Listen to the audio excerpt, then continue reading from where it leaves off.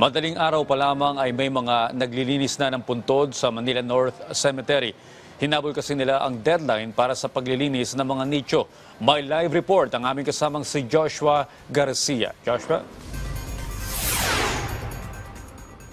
Rise and Shine Pilipinas, Rise and Shine Audrey. Ngayon ang huling araw na binigay ng pamunuan ng Manila North Cemetery para sa mga maglilinis, magpipintura at mag-ayos ng puntod ng kanilang mga mahal sa buhay. Audrey, may mga nakita nga tayo na ilan na maaga pa lang ay nagtungo na dito sa sementeryo para ihanda ang puntod ng kanilang mga kaanak para sa nalalapit na undas. Gaya ng magkapatid na si Patrick at Marco, madaling araw pa lang ay tumungo na dito sa Manila North Cemetery para linisin at pinturahan ang nicho ng kanilang magulang, kapatid at lolo't lola. Nila, taon-taon daw nila itong ginagawa para ipakita ang kanilang pagmamahal sa mga yumao nilang mahal sa buhay. Galang tsaka pagbawi na rin po. Pasalamat na rin po, pagbibigay galang na rin. Siyempre po kahit wala na sila, kailangan maipakita natin na may pakialam pa rin po tayo sa kanila.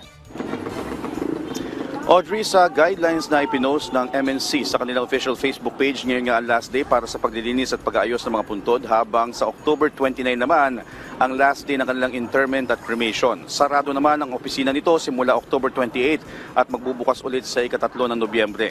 Bubuksan naman ng MNC ang kanilang main gate ng 5 a.m. to 5 p.m. simula October 30 hanggang November 2. Simula bukas hanggang November 2 ay mahigpit na ipinagbabawal ang pagpapasok ng alcoholic beverages, flammable materials gaya ng pintura, thinner at iba pa, firearms o mga matutulis na bagay gaya ng kutsilyo, box cutter at iba pa. Bawal din na magpasok ng videoke o kahit na anong sound system na maaari magdulot ng ingay. Gayon din ang pagdadala ng baraha, bingo cards o kahit na anong uri ng sugal.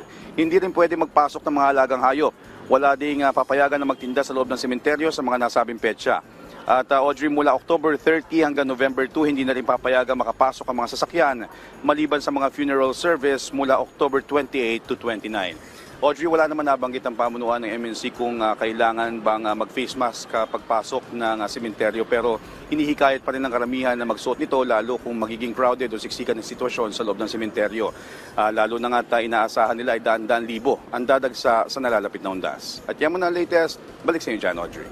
Okay, Joshua, tuwing matatapos ang undas, tonetong basura yung nahahakot ng MMDA sa mga sementeryo. Ano bang payo ng pamunuan dyan?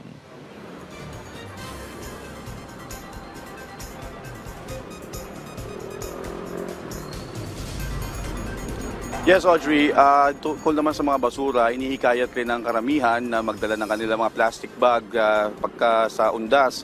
Nang sa gayon ay dali nila ang kanilang basura palabas ng sementeryo. At nagtanong din tayo at sa ngayon ay wala pa naman mga police booth o mga first aid stations sa ngayon. Pero inaasahan na maglalagay ang mga ito dito para sa seguridad at kaayusan sa undas. Audrey? Alright, maraming salamat, Joshua Garcia.